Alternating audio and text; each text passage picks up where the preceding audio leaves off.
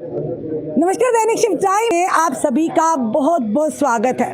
अगर बात करें लोकसभा चुनाव की, जो कि में हलचल हो चुकी है, तिथियों की घोषणा हो चुकी है, हर सियासी पार्टी अपना अपना वर्चस्व दिखाने के लिए पूरी तरह से तैयार है। वहीं पर एक नाम जो लोगों के दिलों में एक छाप की तरह है, रमन भल्ला, जो जम्मू से यानी लोकसभा सीट से लड़ेंगे और उनके प्रत्याशी उसके अपोजिट होंगे जुगल किशोर शर्मा।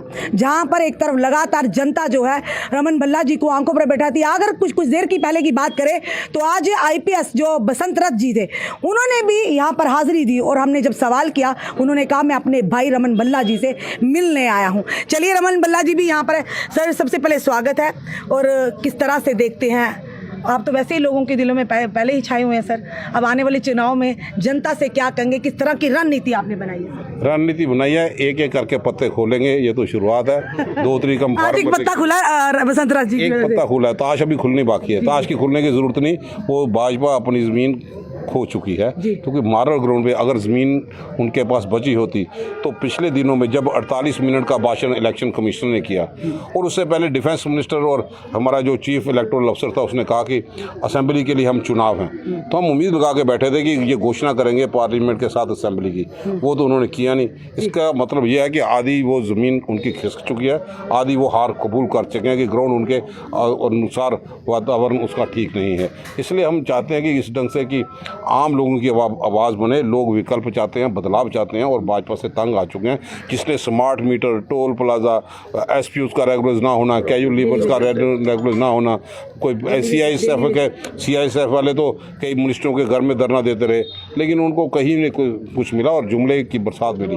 आज लोग महसूस करते हैं कि कांग्रेस ये विकल्प है, इनको उखाड़ के बाहर फेंके और एक अच्छा विकल्प। सियासी पार्टी तो मोस्टली कोशिश करती जब इस तरह का सियासी कार्यक्रम हो, इलेक्शन को लेकर कैंपेन हो, बड़े बड़े बॉलीवुड स्टार्स को, प्लेयर्स को, खिलाड़ियों को बुलाते हैं, पर यहाँ पर तो एक IPS जो हमेशा सुर्खियों में रहते हैं, वो खुद आपके पास चल कर आए। बहुत अच्छी बात है। ऐसे कई लोग खुद चल के आना चाहते हैं, लेकिन किसी ना किसी जंग पे जो ब्यूरोक्रेसी पे प्रेशर है, हर एक मुलाजम पे प्रेशर है। हमें लगता है कि जो मुलाजम, इतने लाख मुलाजम हैं, वो खुद आके वोट अपने तरीके से देंगे। जमहूरियत को बहाल करने के लिए उनकी भी इच्छा है, वो अपना वोट जो है वो इन्हीं पार्टी को यहाँ पे दे जो बदलाव यहाँ पे कर सकती है। क्योंकि उनकी पेंशन स्कीम जो नहीं लाई, उससे आम मुलाजम परेशान है। ओल्ड पेंशन स्कीम जो इस ढंग से हमारी कांग्रेस की सरकारें जहाँ पे भी बनी, हमने ओल्ड पेंशन स्कीम लागू की। जो न्याय के सिलसिले में राहुल जी ने आवाज़ बनाई, जहाँ पे सरकारें बनी, हमने उसको इम्प्लीमेंट किया, हिमाचल में किया। और ख़ास तौर पर महंगाई को ये काबू लोग नहीं कर सके। जम्मू कश्मीर के अवाम की पेइंग कैपेसिटी ख़त्म हो गई। कोरोना के बाद उनको वो पैकेज नहीं मिला। ट्रांसपोर्ट सेक्टर बिल्कुल फेल होकर रह गया, पिलग्रिम सेक्टर बिल्कुल फेल होकर रह गया। आज हम उससे पूछते हैं, अभी आपको 10 साल सरकार में हो गए, जम्मू तो पिलग्रिम एक रियासत यहाँ पर रही। आपने सुरवीसर लेक के लिए क्या किया? आपने मानसर लेक के लिए क्या किया? आप आर्टिफिशियल लेक को अभी तक दूसरे तरीके से बनाते रहे। अब जुमलों की बरसात हम लोगों ने शुरू की। इसलिए जो पिलग्रिम के ढंग से है, उनको क्या सुविधा आप लोगों ने यहाँ पे दी? जम्मू को इग्नोर कर दिया टूरिज्म के लिहाज से, और जम्मू को ही निचोड़ के ये सत्ता में पहुंचे। आज जम्मू ने इनको इतनी ताकत दे दी, आज जम्मू UT में तब्दील हो गया। पहले तो रियासत थी। आज जम्मू का एक एक बच्चा, एक एक दुकानदार समझता है कि बड़े बड़े स्टोर खुलने के बाद एक आम लोगों की चेन थी वो खराब हो गई रह गई। सर, चुनाव की रणभूमि में आपका मुकाबला सीधे जुगल किशोर शर्मा जी से है, तो किस तरह से आप?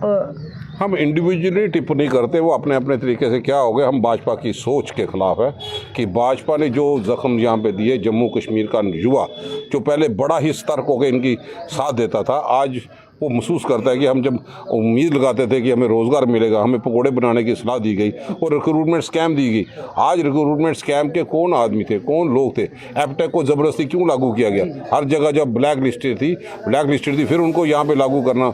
और डबल इंजन, हम LG के खिलाफ नहीं हैं, लेकिन हमें पोस्ट चाहिए गवर्नर की। LG के लिए हम हकदार नहीं थे।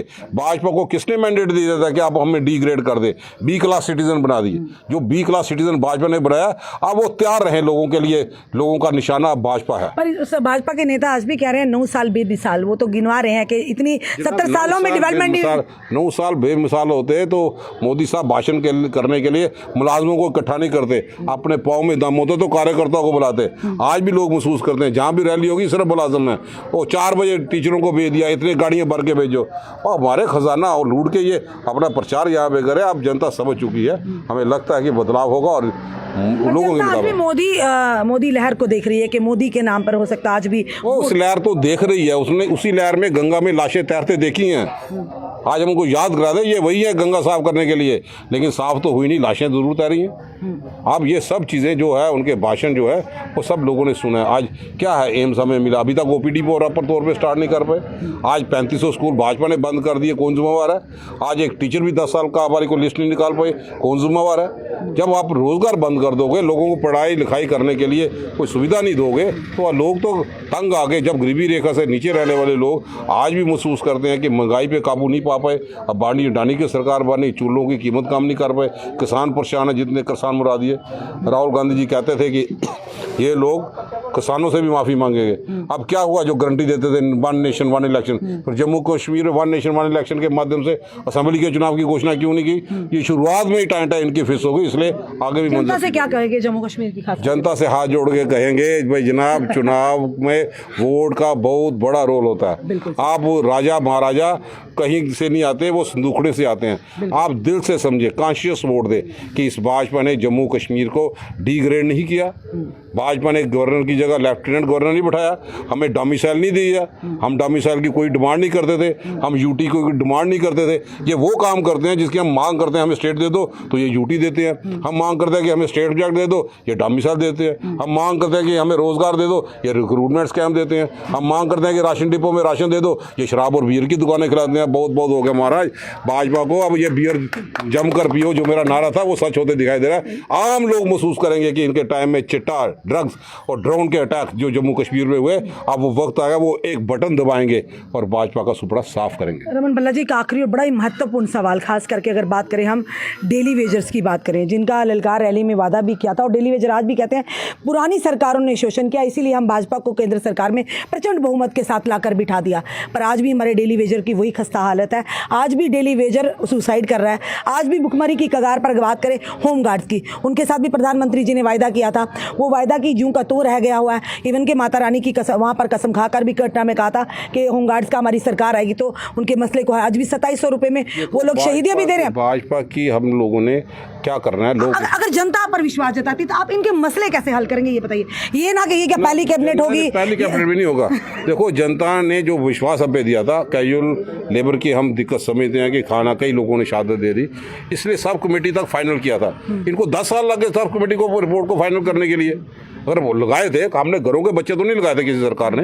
ये लोग मिस गवर्नेंस करते हैं, ये लोग 6 साल का पीरियड नहीं पूरा कर सके। इसलिए मैं आपके जरिए जनता को समझाता हूँ, ये लोगों को गुमराह कर सकते हैं, धार्मिक भावनाएं भड़का सकते हैं, सरकार नहीं चला सकते। 6 साल में सरकार नहीं चला सके, तोड़ गई। अगर आप पर भरोसा जनता के, खासकर डेली वेजर ने साफ तौर पर ऐलान किया है कि इस बार भाजपा को वोट नहीं करेंगे, होमगार्ड ने भी किया कि हम नहीं भाई वोट करेंगे, और भी अगर आशावादी वर्कर की जनता विश्वास करे तो हम अगली सरकार में आने वाले हैं। जम्मू कश्मीर में कांग्रेस का बहुत बड़ा रोल होगा, कुछ ही दिनों में ये फैसला होगा, क्योंकि हम इन लोगों के साथ जुड़े हैं, इन लोगों की दुख तकलीफ समझते हैं। ये 10 साल में तो कहीं पे दिखाई नहीं दिए, सब अपने अपने तरीके पे यहाँ पे लगे हुए। आज हर जगह पे त्राई यहाँ पे हो रही है, लोग तंग आ चुके हैं। छोटे छोटे ड्राइवर ई बसेस लगा के अंबानी उड़ाने की, आपने छोटे ट्रांसपोर्टर को भी खत्म कर दिया, ऑटो चलाने वालों को भी खत्म कर दिया, एक मेटाडोर वाले गाड़ियाँ चलाते थे बसें, वो भी खत्म हो गए, ट्रक ऑपरेटर। जनता तो खुश है, डेवलपमेंट हो रही है, अच्छी टेक्निक्स की बसें चल रही है, हमारे लिए सुविधाजनक सफर हो रहा है, जनता तो खुश है। जनता खुश है, लेकिन उन लोगों के साथ रोजगार भी तो देना है। जब घर में पेट में किसी का रोटी नहीं होगी, घर में कलकला होगी, टेंशन होगी, डिप्रेशन में लोग जाएंगे, तो उस डेवलपमेंट को क्या करना है। डेवलपमेंट और लोगों के मसाइलों का समाधान साथ चलेगा, फिर कामयाब होंगे। चलिए, ये थे हमारे साथ रमन भल्ला जी, कांग्रेस के वरिष्ठ नेता, और आने वाले लोकसभा चुनाव में जुगल किशोर शर्मा के बिल्कुल सामने, यानी कांटे की टक्कर होगी। पर देखना यह है, रमन भल्ला जी अपने काम से जाने जाते हैं। जब कोरोना काल था तो हमने ही कवर किया था, जन जन तक पहुंचे थे, चाहे वो राशन की सुविधा हो, चाहे दवाइयों की हो, चाहे वो सब्जियों की सुविधा हो, यानी डेली बेसिस नहीं थी, घर घर तक पहुंचाई थी। पर उसी के साथ अगर कहेंगे कि आज यहाँ पर एक कार्यक्रम का आयोजन था जिसमें बसंत रथ जी ने भी हाजिरी दी, और जब हमने उनसे सवाल पूछा, साफ तौर पर कहा मैं अपने भाई से मिलने आया हूं। चलिए जी, देखते हैं अब ये चुनाव की रणभूमि में जनता पर निर्भर है, क्या वाकई जनता बदलाव चाहती है, क्या वाकई हमारे डेली वेजर चाहते हैं हमारे मसले हल हो, और 30 साल ना लगे उन्हें परमानेंट होने में SRO 64 के तहत, या वाकई हमारी आंगनबाड़ी वर्कर जो है बहनें हैं लगातार सड़कों पर उतरी, क्या वाकई होमगार्ड चाहते हैं 2700 से बढ़कर हमारा कम से कम 27,000 तो हो। अगर आप वाकई बदलाव चाहते हैं तो ज़रूर कमेंट बॉक्स में कमेंट कीजिएगा कि आप इस बार अपने मत का यानी कि इस्तेमाल करेंगे और किसके हक में करेंगे। ओपनली लिखिए, ये आपका अधिकार है, आपका राइट है, फंडामेंटल राइट है अपनी बात को रखने का, अपनी बात को करने का। फिलहाल इस वीडियो को जितना हो सके शेयर कीजिए, जुड़े रहिए ऐसे हमारे साथ अगले अपडेट के लिए। जय हिंद, जय भारत।